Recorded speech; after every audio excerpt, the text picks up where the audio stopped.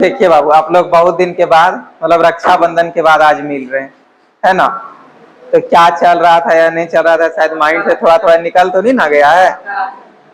राखी क्यों हो गया, 4-5 दिन तो खुल ना गया है। ठीक है, कितना दिन राखी रखेंगे। खैर चलिए। तो अच्छा, आप लोग का बहुत किसी का हाथ में है राखी अभी भी ना। इसमें एक आधार मतलब एक नियम भी है कि राखी को शायद कर्मा के साथ बहाया जाता है, ऐसा आप लोग जानते हैं क्या। तो ये रूल मतलब गांव में चलता है। तो हम जिस दिन खोल रहे थे तो मम्मी बोली कि कर्मा के वक्त ये करता, तो लेकिन चलिए हटा दिए, ठीक है। खैर कोई बात नहीं। देखिए बाबू, वैसे आप लोग जो है सो हम आप लोगों को कहाँ तक पढ़ा दिए थे, रेडॉक्स रिएक्शन में ऑक्सीडेशन नंबर तक बताए हुए थे, है ना। रेडॉक्स रिएक्शन में ऑक्सीडेशन नंबर क्या, वहां तक पहुंच गए थे। तो ऑक्सीडेशन नंबर एक तरह का इंसान नहीं था क्या, इंसान था क्या, एक तरह का चार्ज था। चार्ज, है ना। चार्ज को ही आवेश कहा जाता है हिंदी में। तो ऑक्सीडेशन नंबर एक तरह का चार्ज था। और किसी भी एलिमेंट में कैसे चार्ज उत्पन्न होता है ये तो हम लोग सीख चुके थे। तो देखिए, कोई भी एलिमेंट में कैसे चार्ज आ रहा था, जो हम लोग ऑक्सीडेशन नंबर निकाले थे, आप देख रहे होंगे स्ट्रक्चर बना बना के कर रहे थे, है ना। जैसे हम लोग देखे थे H2O में तो H2O का स्ट्रक्चर बनाए थे इस प्रकार। उसके बाद जाने थे कि O जो है सो ज्यादा पावरफुल है, तो S से इलेक्ट्रॉन खींच लेगा, इससे भी इलेक्ट्रॉन ले लेगा। और इलेक्ट्रॉन यदि ले लेगा तो इलेक्ट्रॉन पर माइनस चार्ज होता है, वो जहां भी जाएगा उस पर भी माइनस कर देगा। तो ये स्ट्रक्चर हम लोग जानते थे, तो हम लोग से हो जाता था। लेकिन यदि हम आपको एक कंपाउंड दे दे H3PO4 और इसमें बोल देंगे P का ऑक्सीडेशन नंबर निकालने, तो क्या निकलेगा। अब इसका स्ट्रक्चर जान रहे थे ऐसा तो कर लिए, अब इसका स्ट्रक्चर बना पाइएगा तब ना बनाइएगा, तो इसका स्ट्रक्चर पता ही नहीं है। तो वही चीज आज हम लोग को देखना है कि बिना स्ट्रक्चर का हम लोग कैसे ऑक्सीडेशन नंबर किसी भी कंपाउंड में फाइंड कर सकते हैं, है ना। अब स्ट्रक्चर वगैरह इस चैप्टर में आप बनाने के लिए नहीं सीख पाइएगा। तो देखिए, इस चैप्टर में तो स्ट्रक्चर वगैरह जो नॉर्मल था, जैसे H2O हो गया, HCl हो गया, ये सब का जो थोड़ा थोड़ा स्ट्रक्चर था ये हम लोग जानते थे NH3 का। लेकिन अब ये जैसे मिल गया H3PO4, अब इसमें बोल दिया P का ऑक्सीडेशन नंबर बताइए। H2SO4 बोल देगा, H2SO4 में S का ऑक्सीडेशन नंबर बताइए।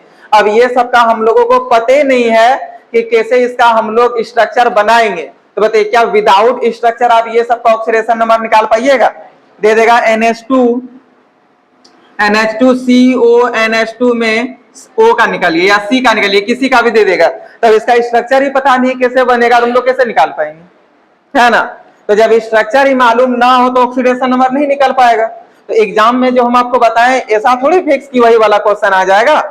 एग्जाम में तो कोई भी क्वेश्चन दे सकता है। तो आज हम लोग वही चीज सीखेंगे कि बिना स्ट्रक्चर बनाए, किसी भी कंपाउंड का बिना स्ट्रक्चर बनाए कैसे हम लोग उसका ऑक्सीडेशन नंबर फाइंड कर सकते हैं। कोई दिक्कत है, बिना स्ट्रक्चर बनाए कैसे हम लोग ऑक्सीडेशन नंबर फाइंड करेंगे, वो चीज आप सीखेंगे। क्या सबको समझ में आया। तो चलिए बाबू, अब आप लोग हेडिंग बनाइएगा, rules for calculation of oxidation number. ठीक है, rules for calculation of oxidation number, यानी कि ऑक्सीडेशन नंबर को ज्ञात करने का नियम। ठीक है, ऑक्सीडेशन नंबर को ज्ञात करने का नियम, rules for calculation of oxidation number. ठीक है, rules for calculation of oxidation number, यानी कि ऑक्सीडेशन नंबर ज्ञात करने का कुछ रूल देखेंगे, कुछ नियम देखेंगे। ठीक है, क्या इसका हिंदी भी आप लोग लिखना चाहिएगा। यदि कोई बच्चे इसका हिंदी लिखना चाहते तो लिख सकते हैं, लिख लीजिए। लिखिए, ऑक्सीडेशन नंबर को ज्ञात करने का नियम। ठीक है, ऑक्सीडेशन नंबर को ज्ञात करने का नियम, इसका हिंदी जो बच्चे लिखना चाहते हैं वो लिख सकते हैं। जल्दी आइए जी, कितना लेट करके आते हैं। Rules for calculation of oxidation number. ठीक है, यानी कि ऑक्सीडेशन नंबर ज्ञात करने का हम लोग आज नियम देखेंगे। कोई प्रॉब्लम है, मतलब कोई भी कंपाउंड मिल जाए उसका बिना स्ट्रक्चर बनाए, ठीक है, कोई भी कंपाउंड मिल गया उसका बिना स्ट्रक्चर बनाए हम लोग कैसे ऑक्सीडेशन नंबर निकालेंगे, इस चीज का सीखना है। ठीक है, तो चलिए रूल नंबर 1 में सब कोई लिखिए, रूल नंबर 1 करके लिखिएगा। रूल 1। ठीक है, अब रूल नंबर 1 में देखते हैं कि आखिर क्या नियम है, कैसा क्या नियम वो देखेंगे। रूल नंबर 1, ठीक है, अब समझिए, पहले भी लिखना नहीं। देखिए, पहले अच्छे से इसका एग्जाम मतलब कुछ एग्जांपल हम आपको बताते हैं, उस एग्जांपल के बेसिस पे आपको ये चीज समझ में आ जाएगा, ठीक है। देखिए बाबू, मान लीजिए ये एक थैला है, थैला में समझते हैं जिसको झोला बोला जाता है, थोड़ा हिंदी में बोलेंगे अच्छे से तो थैला, इंग्लिश में बोलेंगे तो बैग, ठीक है। तो मान लेते हैं थैला है बाबू, और आप मार्केट गए हैं सब्जी खरीदने के लिए, ठीक है। और सब्जी में आप क्या क्या खरीदे हैं, तो आलू खरीदे हैं, ठीक है। उसके बाद फिर टमाटर खरीदे हैं, जो भी खरीदे, मतलब क्या बैगन भी खरीदे, बैगन खरीदे, ये सब चीज आप खरीदे। और सबको इसको जब तोले, मतलब आलू जो लिए थे वो लिए थे आप 2 केजी, अरे आलू में इधर से आएगा ना, आलू लिए थे आप 2 केजी, टमाटर लिए थे मान लेते हैं थोड़ा महंगा तो 4 केजी लिख देते और दुकानदार भी सोचेगा वो अमीर है ना। तो टमाटर 4 केजी था और बैंगन मान लेते हैं 1 केजी था, मान के चले कि ये आपका सब्जी था। तो जब आप दोनों सब सब्जी को इसमें डाल दिए, उसका जब तौले, तो आप ही बताइए बाबू, आपका पूरा जो थैला है अब वो कितना केजी का बन जाएगा, 7 केजी का बन जाएगा। कितना केजी का बन जाएगा, 7 केजी का। क्यों 7 केजी का बना पता चला, क्योंकि इस थैला के अंदर जो जो आप सब्जी लिए थे उसमें आलू था 2 केजी, टमाटर था 4 केजी और बैंगन था 1 केजी, तो तीनों तो थैला के अंदर था। आप उसको जाके तराजू में डाल दिए, तो बताइए अब एक होगा खाली आलू का भार निकलेगा, खाली टमाटर का, खाली बैंगन का, या पूरा झोला में जितना चाहिए सबका निकल जाएगा। तो पूरा झोला में टोटल मिला करके 7 केजी का सब्जी भरा हुआ था, इसलिए आपका पूरा झोला हो गया 7 केजी का। कोई दिक्कत है? अब देखिए आपको आगे समझ में आ जाएगा। वैसे आप सोचिए, यहां पे हम एक कंपाउंड बनाइए, मान लीजिए कंपाउंड है, ये कंपाउंड है। और अच्छा, कोई भी कंपाउंड यदि बना है तो कोई भी कंपाउंड को बनाने के लिए उसमें एलिमेंट ही ना आप डालिएगा। तो वो एलिमेंट अभी हम कुछ देर के लिए मान लेते हैं कि इसमें हम एलिमेंट जो डाले हैं बाबू वो ए, बी और सी डाले, मान के चल रहे हैं, ठीक है। कि इसमें जो एलिमेंट है वो ए है, बी है और सी है। मान लिए कि जो इसमें एलिमेंट है वो ए है, बी है और सी है। अब आप सोचिए, जैसे ही हम देखें कि ये जो ए एलिमेंट है, इस ए एलिमेंट का जो ऑक्सीडेशन नंबर है, जब हम चेक किए इस ए एलिमेंट का ऑक्सीडेशन नंबर मान के चल रहे हैं एक्स निकला। कितना निकला? एक्स निकला। ये जो ए एलिमेंट था उसका एक्स निकला। जो बी एलिमेंट था बी, ये बी एलिमेंट का वाई निकला था ऑक्सीडेशन नंबर। कितना निकला था? वाई। और ये जो सी एलिमेंट है इसका जेड निकला था, ठीक है। जो सी एलिमेंट है उसका कितना निकला था? जेड निकला था। तो अब आप अच्छे से सोच के देखिए बाबू, ए का एक्स था ऑक्सीडेशन नंबर, बी का वाई था और सी का जेड था। जैसे यहाँ पे आलू 2 केजी था, टमाटर 4 केजी था, बैंगन 1 केजी था, जब आप सबको तोल दिए तो 7 केजी का बना, पूरा थैला आपका 7 केजी का आ गया। वैसे ही ये कंपाउंड के अंदर जो जो चीज भरा हुआ है वो ए है, बी है, सी है। ए का ऑक्सीडेशन नंबर एक्स है, बी का ऑक्सीडेशन नंबर वाई है और सी का ऑक्सीडेशन नंबर जेड है। समझे? तो बताइए जो आपका पूरा कंपाउंड बना है ये ए बी सी के मिलने से बना या अलग अलग होने की वजह से बना है? मिलने से बना है, ठीक है। ये पूरा कंपाउंड जो आपका बना है ए बी और सी के मिलने से, जिसमें ए का ऑक्सीडेशन नंबर एक्स है, बी का वाई और सी का क्या है? जेड है। जब ये तीनों मिल करके बना तो हम देखे, जब ये पूरा कंपाउंड का ऑक्सीडेशन नंबर जब चेक किए तो पूरा कंपाउंड का ऑक्सीडेशन नंबर आ गया 0। क्या आ गया? 0। देखिए बाबू, जब प्लस होगा प्लस तो आप उसको बोलिएगा धनायन, जब माइनस होगा जिसको बोलिएगा ऋणायन। इंग्लिश में इसको बोलते हैं केटायन, इसको बोलते हैं एनायन। और जब 0 हो जाएगा तब इसको बोला जाता है न्यूट्रल। क्या बोला जाता है? न्यूट्रल। हिंदी में इसको बोलते हैं उदासीन। कोई दिक्कत है? प्लस होगा तो केटायन बोलेंगे, हिंदी में धनायन। माइनस होगा तो ऋणायन बोलेंगे और इंग्लिश में एनायन बोलेंगे। और जब 0 हो जाएगा तो न्यूट्रल और हिंदी में उदासीन बोलेंगे। तो हम जब ए बी सी डाले थे तो ए का ऑक्सीडेशन नंबर एक्स था, बी का वाई था, सी का जेड था। लेकिन ये पूरा कंपाउंड को जब बना दिए ये ए बी सी के मिलाने से, तो ये कंपाउंड का जब हम ऑक्सीडेशन नंबर देखे तो कंपाउंड का ऑक्सीडेशन नंबर आ गया 0। कितना आया? 0। कंपाउंड का ऑक्सीडेशन नंबर 0 है। इसका मतलब आप बताइए, यहाँ पे आलू टमाटर बैगन था तो तीनों को जोड़ करके 7 केजी हुआ था, है ना। तीनों को जोड़ करके 7 केजी हुआ था। इसका मतलब यहाँ पे जो ए बी सी जो आपका एलिमेंट है ये एलिमेंट का जो भी ऑक्सीडेशन नंबर है, ये तीनों को जोड़ने पर ये फाइनल ऑक्सीडेशन नंबर 0 आया या घटाने पर 0 आया होगा? जोड़ने पर। और आपको पता होगा कि ऑक्सीडेशन नंबर प्लस में भी हो सकता है और माइनस में भी हो सकता है। क्या सबको समझ में आ रहा है? तो बताइए, कोई भी उदासीन कंपाउंड मिल गया, जैसे उदासीन कंपाउंड है, ठीक है, ये उदासीन कंपाउंड है, तो इस उदासीन कंपाउंड में जो जो आपका एलिमेंट है, उस एलिमेंट का जो भी ऑक्सीडेशन नंबर है, उसका योगफल हमेशा 0 के बराबर हो या हमेशा 2 के बराबर होगा? हमेशा 0 के बराबर होगा। समझ में आया? जब उदासीन कंपाउंड ही बन गया है तो उसके अंदर जो जो एलिमेंट होगा, उस एलिमेंट का जितना भी ऑक्सीडेशन नंबर होगा, वो सबको जोड़ने पर टोटल जब आपका कंपाउंड ही उदासीन बन गया, न्यूट्रल बन गया, 0 आ चुका है, तो उसमें जो जो चीज आप डाले हैं वो सब चीज का ऑक्सीडेशन नंबर को जोड़ने पर जो फाइनल ऑक्सीडेशन नंबर यदि 0 है, तो बताइए तीनों का ऑक्सीडेशन नंबर भी जोड़ने पर हमेशा कितना के बराबर होगा? 0 के बराबर। क्या सबको समझ में आया? कोई प्रॉब्लम है क्या? तो यदि कोई बोलेगा कि उदासीन कंपाउंड है, ठीक है, तो बोलेगा नहीं बाबू, उदासीन कंपाउंड आपको अपने देख लेना है, चार्ज यदि 0 है इसका मतलब उदासीन कंपाउंड है, ठीक है, चार्ज यदि 0 है तो उदासीन कंपाउंड है। जैसे हम यहाँ पे लिख दे रहे हैं SO4-2 और एक हम लिख रहे हैं H2SO4। बताइए, यहाँ पे -2 चार्ज है, यहाँ पे कोई चार्ज नहीं तो क्या है? 0 है। जब यहाँ पे कोई चार्ज नहीं तो क्या है? 0 है। और यहाँ पे -2 चार्ज है। अब बताइए, आप उदासीन इसको बोलिएगा या उदासीन H2SO4 को बोलिएगा? ये A है, ये B है। बताइए, B नंबर उदासीन कितने बच्चों को लग रहा है? क्या किसी को कोई प्रॉब्लम है? अच्छे से क्लियर हो गया? क्योंकि देखिए इसमें कोई चार्ज नहीं है, इसका मतलब ये आपका क्या है? उदासीन है। इसमें चार्ज है माइनस, इसका मतलब ये उदासीन नहीं। ये आपका क्या है? तो एनायन में चले गया, एनायन का, देखिए माइनस में चार्ज है। क्या अच्छे से क्लियर हुआ या नहीं हुआ? इसका मतलब बाबू, इसका ये जो कंपाउंड था, ये कंपाउंड में हाइड्रोजन है, सल्फर और ऑक्सीजन है, ये सबका ऑक्सीडेशन नंबर का जो योगफल होगा वो हमेशा कितना के बराबर होगा? 0 के बराबर होगा। और यहाँ पे जो आयन है, इस आयन का योगफल कितना के बराबर होगा? -2 के बराबर होगा। क्या सबका क्लियर हो गया?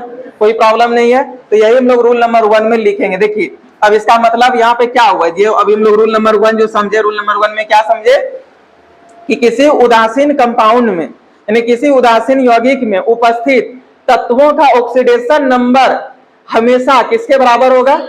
0 के बराबर होगा। ठीक है, इट मीन्स इसका मतलब क्या हुआ? x + y + z = कितना हो जाएगा? 0 हो जाएगा। क्या सबको समझ में आया? कोई प्रॉब्लम है क्या? तो चलिए आप लोग रूल नंबर 1 में इस बात को लिख लीजिए। लिखिए रूल नंबर 1 में क्या हुआ जी, बोलिए कुछ। किसी को कोई डाउट है क्या? लिखिए रूल नंबर 1। लिखिए, किसी उदासीन यौगिक में किसी उदासीन यौगिक में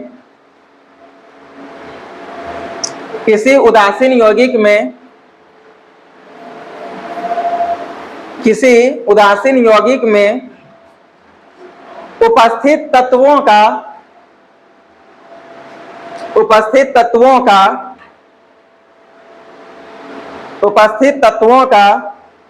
ऑक्सीडेशन नंबर को खाली ON लिख लीजिए शॉर्ट में। ऑक्सीडेशन नंबर हमेशा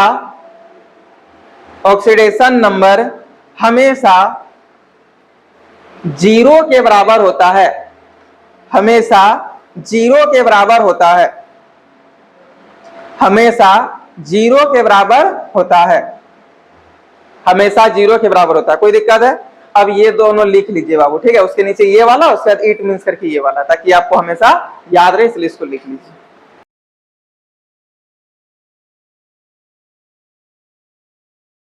अब आप लोग सब कोई रूल नंबर 2 को समझिएगा, ठीक है, पहले समझ लीजिए उसके बाद लिखिएगा। देखिए बाबू, जैसे आप देखें कोई भी यौगिक है, यदि उस यौगिक में जो जो एलिमेंट है, वो एलिमेंट का जो भी ऑक्सीडेशन नंबर होगा, ठीक है, एलिमेंट का जो भी ऑक्सीडेशन नंबर होगा उसमें, तो उस यौगिक में जो चार्ज होगा उसी चार्ज के योगफल के बराबर होगा। अच्छा, योगफल के बराबर लिखा है ना, उसी के चार्ज के योगफल के बराबर। आप लोग क्या लिखे, एक बार पढ़िएगा।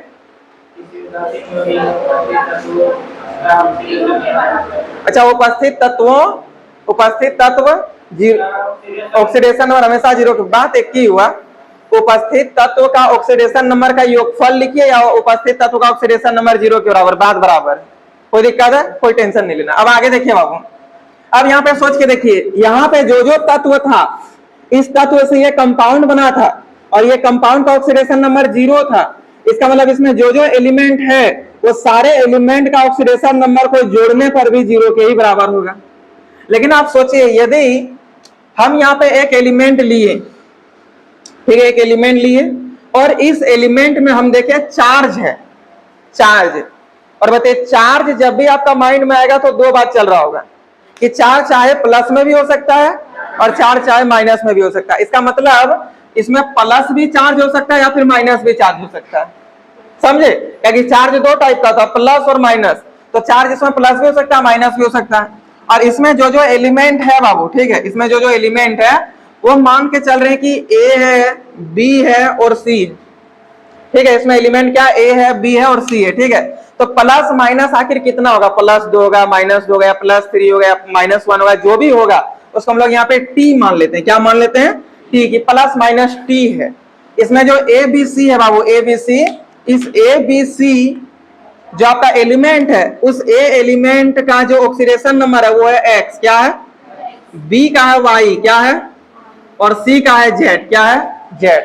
अब बताइए ए बी सी ये तीनों एलिमेंट के मिलने की वजह से ये आपका एक कंपाउंड बना है, ठीक है, ये कंपाउंड बना है। और इस कंपाउंड का जब ऑक्सीडेशन नंबर देखे तो प्लस माइनस टी आ गया। कितना आ गया? Plus minus T. तो बताइए ये तीनों को जोड़ने पर, ये तीनों का ऑक्सीडेशन नंबर को जोड़ने पर जो आएगा ऑक्सीडेशन नंबर, जो फाइनल आएगा वो किसके बराबर होगा? प्लस माइनस टी के बराबर या 0 के बराबर? प्लस माइनस टी के बराबर। क्या सबको समझ में आया? कोई प्रॉब्लम है क्या? तो बताइए यदि किसी चीज पे चार्ज आ जाता है ना तो एक कंपाउंड तो है, लेकिन उसको हम आप लोग को बताए थे कि पार्टिकल होता है 3 टाइप का। जब अकेला होगा तो एटम, जब मिला हुआ होगा तो मॉलिक्यूल, और जब कोई चार्ज आ जाएगा तो आयन। इसका मतलब ये एक तरह का आयन है। क्या है? आयन। क्या है कि इसमें कोई चार्ज आ गया। कंपाउंड तो है बाबू, लेकिन ये कंपाउंड का स्पेशल नाम पड़ गया आयन। क्यों? क्योंकि इसमें चार्ज आ गया, प्लस माइनस, चाहे चार्ज प्लस टी भी हो सकता है चाहे चार्ज माइनस टी भी हो सकता है, ठीक है। तो इसमें चार्ज है इसलिए इसको क्या बोलेंगे? आयन। तो देखिए किसी आयन में उपस्थित तत्वों का ऑक्सीडेशन नंबर का योगफल इस आयन में जो चार्ज होगा उसी के बराबर होगा या उसके बराबर नहीं होगा? उसी चार्ज के बराबर होगा। क्या सबको समझ में आया? लिखिएगा रोल नंबर 2 में इसी लैंग्वेज को, ठीक है। लिखिए किसी आयन में, किसी आयन में उपस्थित, किसी आयन में उपस्थित तत्वों का ऑक्सीडेशन नंबर का योगफल, तत्वों का क्या लिखे? किसी आयन में उपस्थित तत्वों का ऑक्सीडेशन नंबर का योगफल, तत्वों का ऑक्सीडेशन नंबर का योगफल, तत्वों का ऑक्सीडेशन नंबर का योगफल उस आयन के चार्ज के बराबर होता है। उस आयन के चार्ज के बराबर होता है। उस आयन के चार्ज के बराबर होता है। चार्ज को हिंदी में आवेश बोलते हैं। क्या बोलते हैं? आवेश, ठीक है। उस आयन में उपस्थित चार्ज के बराबर होता है। उस आयन में उपस्थित चार्ज के बराबर होता है। चार्ज को हिंदी में बोलते हैं आवेश, ठीक। अब यहां पे समझिए बाबू, इसका मतलब it means x plus y plus z, x plus y plus z equal to कितना हो जाएगा? प्लस माइनस टी हो जाएगा। क्या इसको समझने में कोई प्रॉब्लम है क्या? अच्छे से क्लियर है? तो ये भाई इसको लिख लीजिए रूल नंबर 2 में, इस चीज को। अभी हम आप लोग को बहुत जबरदस्त ट्रिक बताने वाले हैं, ठीक है, बताएंगे। लेकिन पहले वो थोड़ा सा इसमें बता देते हैं। चलिए थोड़ा सा ध्यान दीजिएगा। ये जो है बाबू इसी को न्यूट्रल कंपाउंड कहा जाता है। हो सकता है घर में जाकर के यदि आप लोग भूल जाइएगा तो हम लिख देते हैं कि ये न्यूट्रल है, ठीक है, न्यूट्रल कंपाउंड है, ये न्यूट्रल कंपाउंड है। और ये जो है ये इसमें चार्ज है इसलिए इसको आयन बोला जाता है। क्या बोला जाता है? आयन बोला जाता है, ठीक है। ये दोनों बात लिख लीजिएगा। अब देखिए पहले रूल नंबर 3 को समझिएगा। ये आपका न्यूट्रल कंपाउंड है, ये क्या आयन है, क्योंकि इसमें चार्ज है इसलिए इसको आयन कहा जाता है, इसमें कोई भी चार्ज नहीं है, जीरो चार्ज इसलिए इसको न्यूट्रल कंपाउंड कहा जाता है।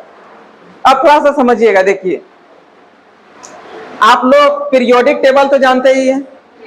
पीरियोडिक टेबल मीन्स वही टेबल जिसमें तत्व को सजा करके रखा गया है, समझे, इसमें तत्व को सजा करके रखा गया है। तो पीरियोडिक टेबल में हम आप लोगों को बोले थे कि 1 से 20 तक जितना एलिमेंट सब जो आता है उसका एटॉमिक नंबर और मास नंबर वगैरह याद कर लीजिएगा। तो कितना बहुत सारे बच्चे याद किए हैं, जो नहीं किए तो वो कर लीजिएगा। अब हम आपको उस वक्त भी बता रहे थे कि हम आगे इसमें पीरियोडिक टेबल जो आपका चैप्टर है वो चैप्टर जब स्टार्ट करेंगे तो उस चैप्टर में जितना भी एलिमेंट है वो किस ग्रुप में आता है, किस फैमिली में आता है और इतना ही पोजीशन में क्यों है वो सब बताएंगे, ये बोले थे। लेकिन बाबू अभी इसमें 2 ग्रुप का यूज होगा आगे रूल में, यानी कि रूल नंबर 3 और रूल नंबर 4 में। तो कोई 2 बच्चे मेरे पास आइए, आ रहा है जी, ताकि जो ऑनलाइन होगा उसको भी दिखना चाहिए, है ना। देखिए बाबू, अच्छा उधर का बच्चा को दिखेगा, नहीं दिख रहा है जी, आप थोड़ा उधर सीधा हो जाइए, ठीक है, अब तो दिख जाएगा। देखिए आप यहाँ पे एक चीज देख रहे होंगे, ठीक है, कि यहाँ पे जितना भी है 1A, देखिए यहाँ पे आपको लिखा हुआ दिख रहा होगा 1A, देखिए 1A है ना, इस जगह 1A दिख रहा है। तो ये जो पहला वाला ये 1A जो फैमिली है उसको याद करने का सिस्टम बता देंगे, ठीक है। और उसके बाद देखिए यहाँ पे 2A, ठीक है, 2A, ये 2A फैमिली भी हम आपको याद करने का तरीका बता देंगे, ठीक है, 1A का भी और 2A का भी, ठीक। तो देखिए बाबू यहाँ पे 1A और 2A ये दोनों का भी यूज होगा, समझे, 1A और 2A का भी यहाँ पे यूज होगा। लेकिन फाइनली आपको पूरा पीरियोडिक टेबल याद करने का सिस्टम बताएंगे, समझे ना। ये जो आप पूरा पीरियोडिक टेबल देख रहे हैं पूरा हम आपको याद करने का अभी सिस्टम बता देंगे, लेकिन लिखाएंगे नहीं, लिखाएंगे जब चैप्टर स्टार्ट करेंगे तब, समझे। अभी बस हम आपको थोड़ा तरीका अगर हम पढ़ के सुना देते, लेकिन 2 का भी हम आपको ट्रिक देंगे, 1A का और ये 2A का, समझ गए ना। ये जो 1A लिखा हुआ, ये जो 2A लिखा हुआ, ये दोनों का भी हम आपको सिस्टम बताएंगे। लेकिन हम आगे आने वाला जो आगे जो चैप्टर होगा उसमें हम आपको ये पूरा पीरियोडिक टेबल दिखाएंगे। तो चलिए एक बार हम आपको 1A का ट्रिक बता देते हैं क्या होगा। देखिए ये जो 1A का ट्रिक है ना, यहां से लेकर के पूरा यहां तक, इसमें जो जो एलिमेंट है क्या, hydrogen, lithium, sodium, potassium, rubidium, caesium और फ्रांसियम, ये सब इसमें आता है। लेकिन इसको याद करने में हो सकता है आपको थोड़ा टाइम लगेगा, बार बार रटना पड़ेगा, तो आपको भी उतना अच्छा नहीं लगेगा। तो हम आपको एक ट्रिक के थ्रू ये बता देते हैं। देखिए इसका ट्रिक है हलीना करे रब से फरियाद। क्या है ट्रिक, हलीना करे रब से फरियाद, समझे, हलीना करे रब से फरियाद। और इसका जो ट्रिक है बाबू है बेटा मांगे कार स्कूटर बाबा राजे। बाप हम पहले बोलते थे लेकिन अब अच्छा नहीं लगने लगा सुनने में, इसलिए बाप को हटा करके बाबा बोलने लगे, ठीक है। तो देखिए बेटा मांगे कार स्कूटर बाबा राजे, ये हो गया। उसके बाद देखिए यहाँ पे जो ये सब कैटेगरी, सर बीच वाला सब एलिमेंट तब कैसे याद होगा अभी सब बताएंगे, लेकिन एक बार इसको भी देख लीजिए। देखिए इसका है बाल गंगाधर इन तिलक, अभी इससे भी याद रख सकते हैं, ठीक है, बाल गंगाधर इन तिलक। यदि ये ट्रिक अच्छा ना लगे तो एक और ट्रिक है बैगन आलू गाजर इन थैला, ठीक है। आपको जो, अरे पागल आप उस बैच में पढ़ लिया, थोड़ा सा शांत तो रहिए। तो आपको जो वाला ट्रिक लगे अच्छा वो वाला हम आपको उस चैप्टर में बताएंगे, लेकिन अभी फिलहाल में दोनों का यूज, लेकिन हम आपको सारा बता देते हैं। अब देखिए इसमें मान लेते हैं कि सब कहानी के बेसिस पे बताएंगे, ठीक है, ऐसा नहीं अभी तुम वैसे बोल दे रहे हैं, लेकिन जब चैप्टर स्टार्ट करेंगे सबका कहानी भी बताएंगे। जैसे ये वाला जो है वो देखिए यहाँ पे 4A वाला, ठीक है, 4A वाला का कैसे याद करिएगा, 4A वाला का तो इसका भी सिस्टम है। 4A वाला याद करने का, मान लीजिए आप कोई एक लड़की से बात करते हैं जिसका नाम प्रभा है, मान के चलना प्रभा, हाँ प्रभा नाम होता है ना जी, गर्ल्स का नाम होता है, पता है नहीं है। देखिए लड़का सबको बड़ा पता है कि सर हाँ प्रभा नाम होता है, लड़की को पता रही तो कोई दिक्कत नहीं, लड़कों को पता आजकल चल रहा है ना। तो देखिए मान लीजिए आप प्रभा नाम का कोई लड़की से बात करते हैं और आप उस दिन बहुत ज्यादा अपसेट हो गए, ठीक है, बहुत ज्यादा अपसेट हो गए, मतलब आपका दिमाग थोड़ा सा उस दिन गुस्से में, और फोन कर करके बार बार बोले एक बार बेबी, एक बार गाना सुनाना, एक बार जानू गाना सुना, ऐसा ना ठीक है, और बार बार आपको बोल रही है और आपका दिमाग खराब हो रहा है, लेकिन आप उसको डांट भी नहीं सकते हैं, तो आप उसको पूरा प्यार से बोल रहे हैं।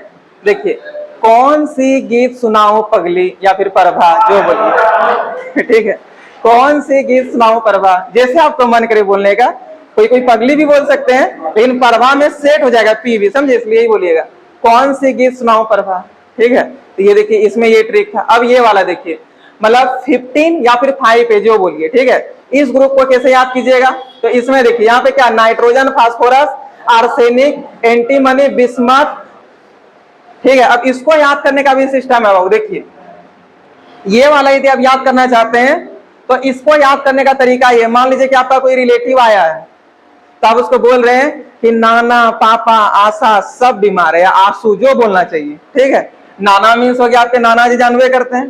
पापा को तो कौन नहीं जानते होंगे जी। आंसू भी बोल सकते हैं, आपका कोई भाई है, छोटी बहन है जिसका नाम आंसू है, सब बीमार है। मतलब कोई आया था उसको बोल रहे हैं, वो बोल रहा है कि घर में तुम्हारा कोई नहीं दिख रहा है, तो ये आप बोल रहे हैं कि नाना, पापा, आंसू सब बीमार है, ठीक है। देखिए सबका सब बीमार है, कोई दिक्कत है। अगला देखिए बाबू ये वाला, ठीक है। ये इसमें देखिए 6A ग्रुप इसको बोलते हैं, जिसमें ऑक्सीजन, सल्फर, सिलीनियम और टेल्यूरियम और पोलिनियम आता है, ठीक है। अब इसको याद करने का तरीका क्या है, तो ओ स से टीपू, ओ स से टीपू। बोलिए सर ये कैसा ट्रिक है, तो टीपू सुल्तान का ये बहुत फेमस एक डायलॉग था, और जब भी कभी आदमी को मारता था अपने समय में तो वो यही वाला डायलॉग बोल के मारता था। तो उस वक्त और इसको डिटेल में समझाएंगे, मतलब पूरा कहानी के बेसिस पे समझाएंगे, बस थोड़ा सा भी आप वो सिस्टम जान लीजिए कि क्या क्या था। उसके बाद फिर ये वाला देखिए, मान लीजिए कि ठंडा का दिन है, जानते ये चैप्टर जब पढ़ाएंगे हम आप लोगों ना, उस वक्त सच में ठंडा का ही दिन रहेगा। और ठंडा का दिन में नॉर्मली आप लोग देखते होंगे बैडमिंटन खेलना ज्यादा लोग पसंद करता है ना, बैडमिंटन। तो आप ठंडा का दिन था, आप बैडमिंटन खेल रहे थे, तो पर्स था आपके पास, अब अपना पर्स को निकाल के रख दिए थे, ठीक है। और पर्स में आपका पैसा वैसा था। आंटी को, एक आंटी बगल में रहती थी, उसको पता था कि आपके पास पैसा वैसा रहता है, बस वो आंटी आई और आपका पर्स उठा के चल गई। अब आप 1 घंटा बाद जब आपका खेल खत्म, आपका दिमाग खराब हो गया, मेरा पर्स कहाँ गया, पर्स कहाँ गया, ठीक है। तो वही आप जब देखे तो फिर पता चला अच्छा वो आंटी आई तो वो उठा के ले गई। तो एक दिन मतलब 2-3 दिन बीत गया, आंटी घर से बाहर ही नहीं निकल रही थी, क्या वो चोरी की थी, कैसे निकलते, आप लोग डांटने उठने लगते तो बाहर ही नहीं निकल रही थी। तो थोड़ा दिन बाद, कुछ दिन बाद वो जब बाहर निकली, उस दिन आप खेलने ही नहीं गए थे, तो आपका दोस्त सब आपको बोल रहा है, ठीक है, कि फिर कल बाहर आई थी आंटी, फिर कल बाहर आई थी आंटी। इसका मतलब आंटी जो तुम्हारा पर्स चोरी की थी, पैसा चोरी की थी, वो कल बाहर आई और तुम ही कल नहीं आया। तो यहाँ से ये ट्रिक है बाबू, fluorine, chlorine, bromine, iodine, astatine के लिए, कि फिर कल बाहर आई आंटी। तो ये सब ट्रिक के थ्रू आपको सारा याद हो जाएगा, और ये वाला वैसे ही याद हो जाएगा, ठीक है। Helium, neon, argon, krypton, xenon, radon, helium, neon, argon, krypton, xenon, radon, 2 बार बोलिएगा, याद हो जाएगा। तो पूरा पीरियोडिक टेबल को बाबू आप याद कर सकते हैं केवल 2 मिनट में, 2 से 3 मिनट, इससे ज्यादा टाइम नहीं लगेगा, समझे। लेकिन अभी हम आपको 2 को याद करने सिखा देंगे, 1A वाला, ये 2A वाला, समझ गए ना, 1A वाला और 2A वाला का। क्या कोई प्रॉब्लम है? अच्छा एक बार फाइनली आप लोग बोलिए 1A वाला का ट्रिक क्या था, एक बार बोलिए तो, हलीना करे रब से फरियाद। क्या था? हलीना करे रब से फरियाद। और ये वाला क्या था? बेटा मांगे कार स्कूटर। बाप ज्यादा सेट होता है लेकिन नहीं बोलना, क्या कि बाप उतना अच्छा नहीं लगता, बाबा बोलना। बाबा मीन्स दादाजी, और दादाजी भी, दादाजी जानवे करते जी, तो ये बाबा राजी। क्या सबको समझ में आया? तो ये 2 ट्रिक अभी हम आप लोग को बताएंगे, ठीक है। क्या कोई दिक्कत है क्या इसको समझने में? कोई प्रॉब्लम नहीं होना चाहिए। चलिए अब आप लोग चाहिए बैठिए और इस पे ले जाइए, ठीक है। चलिए अब हम लोग का रूल नंबर 1 कंप्लीट हो गया, रूल नंबर 2 भी कंप्लीट हो गया है। अब रूल नंबर 3 देखेंगे, ठीक है।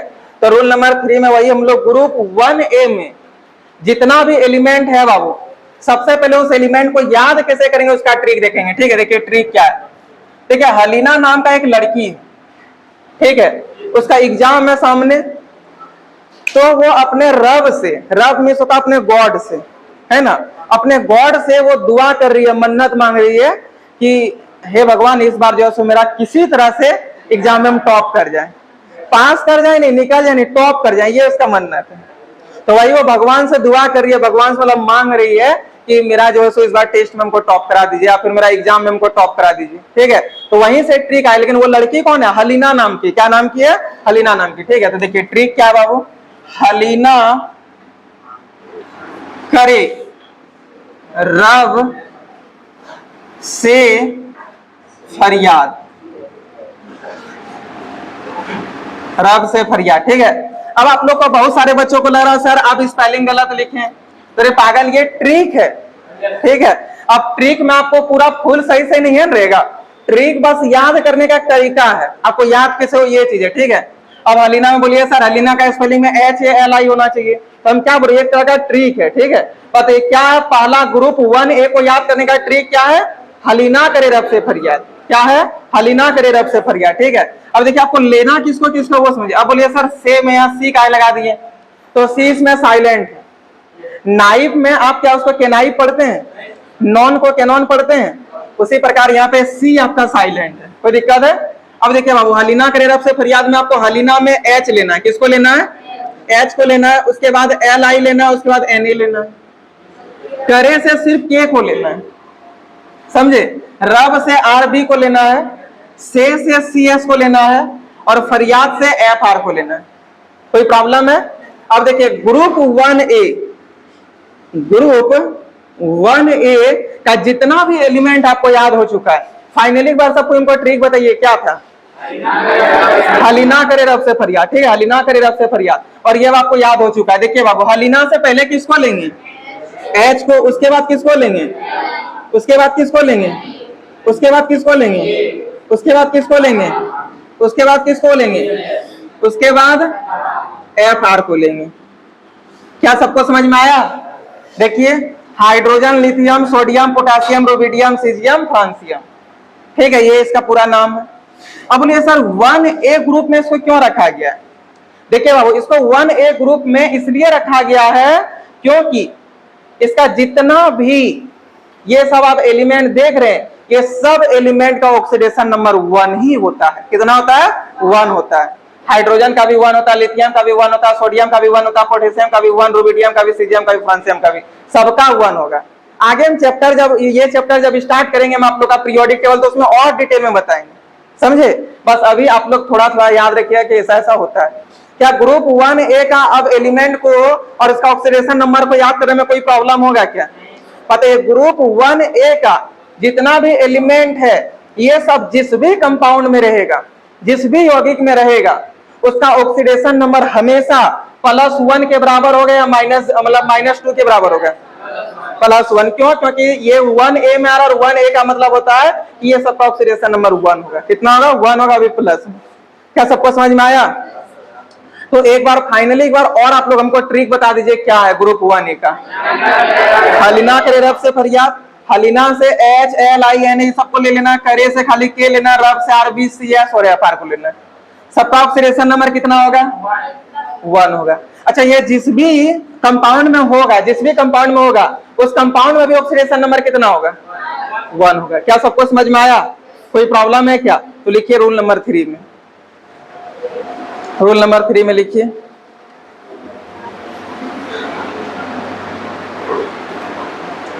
लिखिए किसी यौगिक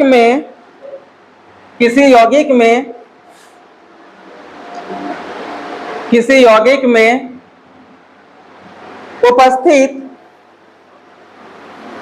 ग्रुप 1A के देखिए यहां पे लिखा हुआ ग्रुप 1A, उसका की ग्रुप 1A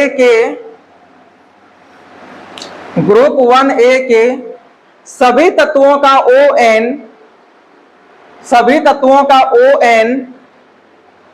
ग्रुप 1A के सभी तत्वों का ON हमेशा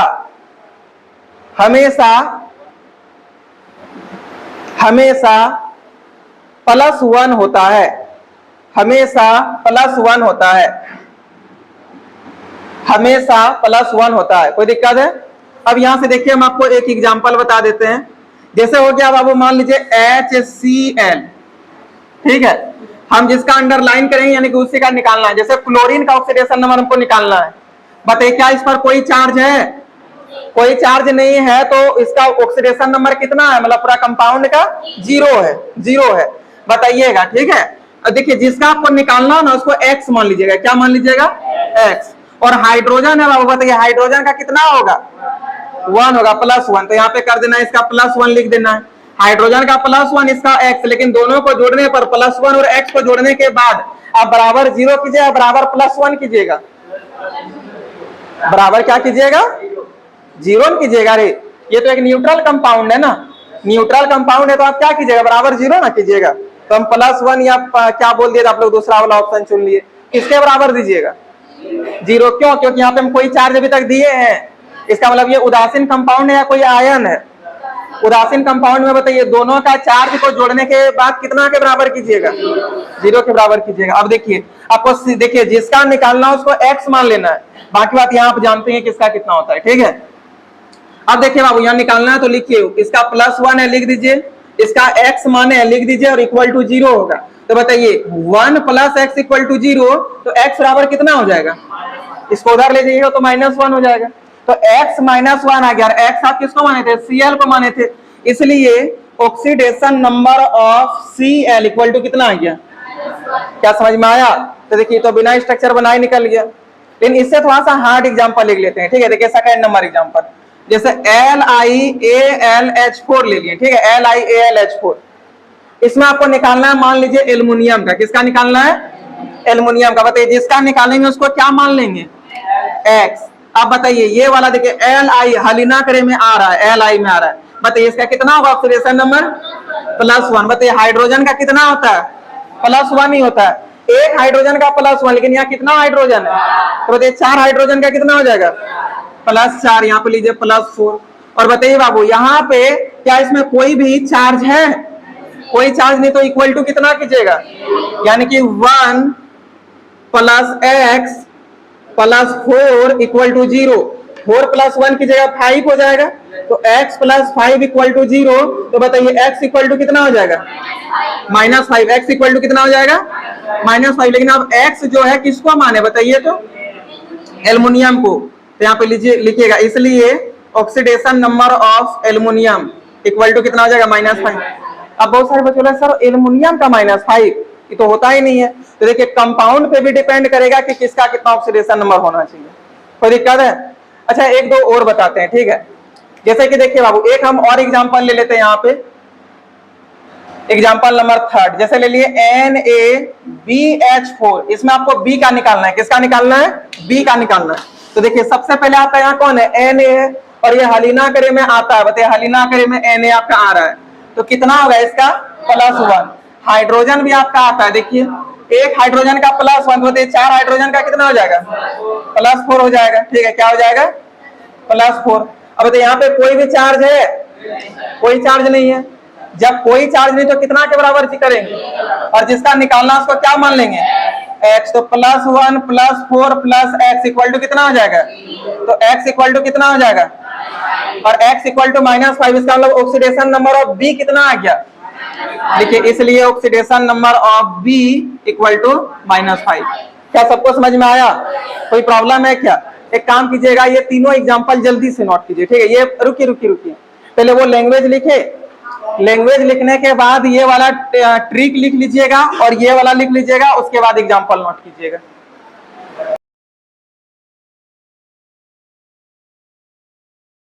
बाबू अच्छे से समझिएगा, ग्रुप 1A का तो सीख लिए। अब ग्रुप 1A के बाद 2A आता है, कौन आता है, 2A। चलिए अब हम लोग 2A का देखेंगे, ठीक है, कि ग्रुप 2A का क्या होगा ट्रिक, ग्रुप 2A। अच्छा बताइए आप वहां पे ग्रुप 1A देखे थे, ग्रुप 1A में जितना भी एलिमेंट था सबका ऑक्सीडेशन नंबर कितना आ रहा था, बताइए ग्रुप 2A में कितना आएगा, और सब प्लस में ही आएगा, ठीक है। हम आगे और भी अच्छे से सब आपको समझाएंगे आखिर प्लस में ही क्यों होगा दोनों, ठीक है, वो सब बताएंगे वो चैप्टर में, पीरियोडिक टेबल में, ठीक है। अभी बस आप लोग को ध्यान में रखना है कि +2 होगा। अब देखिए सबसे पहले ट्रिक देखिए, उसका था हलीना करे से फरियाद, ठीक है, इसका होगा बेटा मांगे कार स्कूटर बाबा राजी, बाप नहीं बोलना बाबा ही बोलिएगा, ठीक है। देखिए बेटा बापे ठीक लगता है, ठीक है, तो जैसे मन करे। देखिए बेटा मांगे कार स्कूटर, चलिए अच्छा आप ही लोग का बात रख लिए, बाप राजी, कोई दिक्कत है। लेकिन यदि कोई बोलने बोले तो बाबा ही बोलिए, तो अच्छा लगेगा सुन के। देखिए बाबू बेटा में आपको BE को लेना है, किसको लेना है, मांगे से MG को लेना है, कार में CA को लेना, स्कूटर से SR को लेना, बाप से BA लेना, राजी से भी RA को लेना, कोई दिक्कत है। अब देखिए इसका ट्रिक क्या हो जाएगा, मतलब इसका अब आपका तो सारा समझ में आ गया। देखिए BE मतलब बेरिलियम आ गया, मैग्नीशियम हो गया Mg, उसका क्या हो जाएगा, कार से CA लिए कैल्शियम, स्ट्रोंशियम SR, उसके बाद कौन है बेरियम, उसके बाद कौन है, रेडियम। क्या सबको समझ में आया? तो ये ग्रुप 2A का ट्रिक हो गया और ये ग्रुप 2A का सारा एलिमेंट हो गया। और सभी एलिमेंट का ऑक्सीडेशन नंबर कितना होगा, +2 होगा। कितना होगा, +2। ठीक है बाबा राजी, कितना हो जाएगा इसका, +2 हो जाएगा। कोई प्रॉब्लम है? अब आप ही लोग थोड़ा सा सोच के बताइएगा, ये सब जितना भी है ये जिस भी कंपाउंड में होगा, है ना, जिस भी कंपाउंड में होगा सबका ऑक्सीडेशन नंबर कितना होगा? क्या कोई प्रॉब्लम है? देखिए रूल में लिख लीजिएगा, लिखिए गुरु, ये लिखिएगा किसी यौगिक में उपस्थित, किसी यौगिक में उपस्थित, किसी यौगिक में उपस्थित, किसी यौगिक में उपस्थित ग्रुप 2A के, ग्रुप 2A के, ग्रुप 2A के सभी तत्वों, ग्रुप 2A के सभी तत्वों, सभी तत्वों, ग्रुप 2A के सभी तत्वों का ऑक्सीडेशन नंबर, का ऑक्सीडेशन नंबर,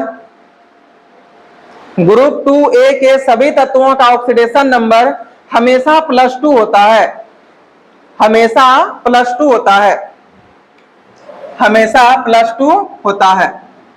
अब इसके बेसिस पे कुछ एग्जांपल भी देख लेते हैं, है ना। देखिए बाबू, जैसे पहला एग्जांपल आपका ले लेते हैं हम लोग, MgO। इसमें हमको ऑक्सीजन का निकालना है। किसका निकालना है? ऑक्सीजन का। जिसका निकालना है उसको अंडरलाइन कर दिए, ठीक है। बोलिए, जिसका निकालना होता है उसको हम लोग क्या मान लेते हैं, X। अच्छा बताइएगा, क्या इसमें कोई चार्ज है? जब कोई चार्ज नहीं है बाबू तो सोच के देखिएगा, जब कोई चार्ज नहीं है तो कितना है, 0, यानी कि सबका ऑक्सीडेशन नंबर जोड़ करके कितना के बराबर कर देना है, 0 के बराबर कर देना है। आपको O का निकालना है तो O को X मान लीजिए, और देखिए Mg बेटा मांगे, कितना होता है इसका, +2। तो बताइए क्या हो जाएगा, +2 + X = 0, तो X = क्या हो जाएगा, -2। तो बताइए, इसलिए oxidation number of O equal to कितना हो जाएगा, इसलिए oxidation number of O equal to कितना हो गया, -2। ये हो गया इसका फाइनल आंसर। क्या सबको समझ में आया? एक और देख लीजिए, देखिएगा, जैसे मान लेते हैं हम एक एग्जांपल ले रहे हैं, CaCl2, ठीक है, CaCl2, और आपको सिर्फ Cl का निकालना है, समझे, सिर्फ Cl का निकालना है, Cl का। तो कोई बात नहीं, चलिए हम लोग निकालते हैं। सबसे पहले देखिए Cl का निकालेंगे तो हम लोग ये पूरा Cl2 को पहले X मान लेते हैं, ठीक है। ये पूरा जो Cl2 है इसी को हम लोग X मान लेते हैं। और Ca का तो आप जानते हैं, देखिए बेटा मांगे कार, Ca कैल्शियम, कितना होगा, +2, और जोड़ने पर कितना के बराबर कर दीजिएगा, 0 के बराबर, क्योंकि उदासीन कंपाउंड है। तो बताइए कितना हो जाएगा, +2 + X = 0, तो X = कितना हो जाएगा, -2। लेकिन बाबू X आप Cl2 को माने, किसको माने, Cl2 को, इसलिए तो यहाँ पे आपको लिखना है X की जगह पे Cl2, Cl2 = -2 हो गया। इन आपको ऑक्सीडेशन नंबर केवल Cl का निकालना था, किसका, Cl का। तो बताइए जब Cl2 का -2 है तो Cl1 का कितना होगा, -1, कितना होगा, -1, लिखिएगा। इसलिए ऑक्सीडेशन नंबर ऑफ Cl = -1। अब ऐसे भी सोच के देखिए, क्लोरीन का -1 होता है तो 2 क्लोरीन का कितना हो जाएगा, -2 हो जाएगा। क्या सबको समझ में आया? कोई प्रॉब्लम है क्या? और एग्जांपल दे, अब इस बेसिस में हम आप लोगों को क्वेश्चन सेंड कर देंगे, क्वेश्चन ही सेंड कर देंगे। तो एक काम करते हैं, आज इतना ही रखते हैं बाबू, इसके आगे फिर हम लोग नेक्स्ट मिलेंगे, ठीक है।